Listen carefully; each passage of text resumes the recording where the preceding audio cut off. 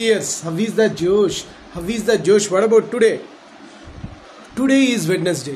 ఈరోజు శ్రీ వినాయకుడిని దండం పెట్టుకొని ఈరోజు డేని ప్రారంభించండి. అందరూ బాగుండాలి, అందులో నేను ఉండాలని కాన్సెప్ట్ మన శేషు ఛానల్ ట్రావెల్ అవుతున్నది. సో మార్నింగ్ యోగాలు ఎక్సర్సైజ్ చేశారా? Very good. Competitive levels prepare అయ్యే వాళ్ళు they are preparing their exams. What about today's topic వచ్చి ఇండియా ఆస్ట్రేలియా మీద గెలిచింది సెమీస్లో.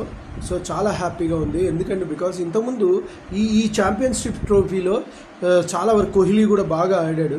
సో ఇంతకుముందు మన ప్రపంచ 15 నెలల క్రితం ఛాంపియన్షిప్లో ఆస్ట్రేలియాతో పోయింది. దానికి ప్రతిగా ఈరోజు కొంతవరకు కాంపెన్సేట్ చేయగలిగింది, ఆస్ట్రేలియా మీద గెలిచింది. All the best for Indians.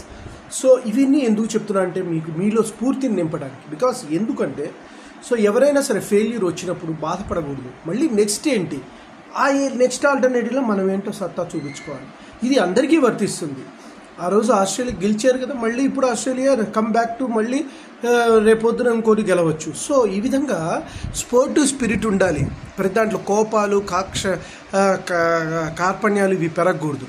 We should have sport spirit అనమాట. అవతలవాడు గెలుస్తున్నాడు, గేమ్ ద్వారా గెలుస్తున్నాడు, అది ఇంపార్టెంట్ ఇక్కడ క్యాచ్ చేయాల్సింది. కాబట్టి మనం కూడా ఈ లైఫ్లో ఏదన్నా ఫెయిల్యూర్ వచ్చినప్పుడు we should be failures are the pedestal of success. ఆ రోజు పోతే అది గుర్తుంచుకుంటాడు మనిషి, బ్రెయిన్లో సబ్కాన్షియస్ మైండ్లో ఫామ్ అవుతుంది. ఎలాగైనా సరే నెక్స్ట్ మీట్లో సక్సెస్ అవ్వాలి.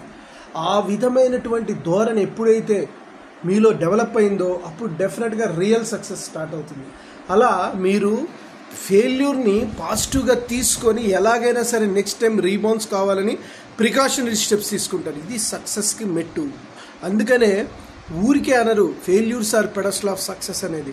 ఫెయిల్యూర్స్ అనేది బేస్మెంట్ అనమాట. ఫెయిల్యూర్ లేకపోతే నువ్వు గుర్తించలేవు. దిస్ ఈజ్ మై, నీకు అహంభావం పెరిగిపోతుంది.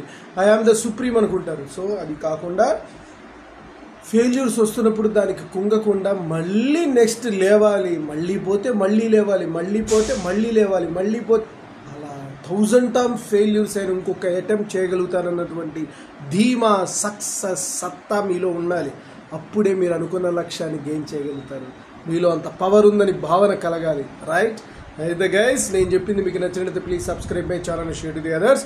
One more thing, bell icon click చేయండి. అలా క్లిక్ చేయడం వల్ల నా ఎవ్రీ నోటిఫికేషన్ అవుతుంది. Bye your Sesh.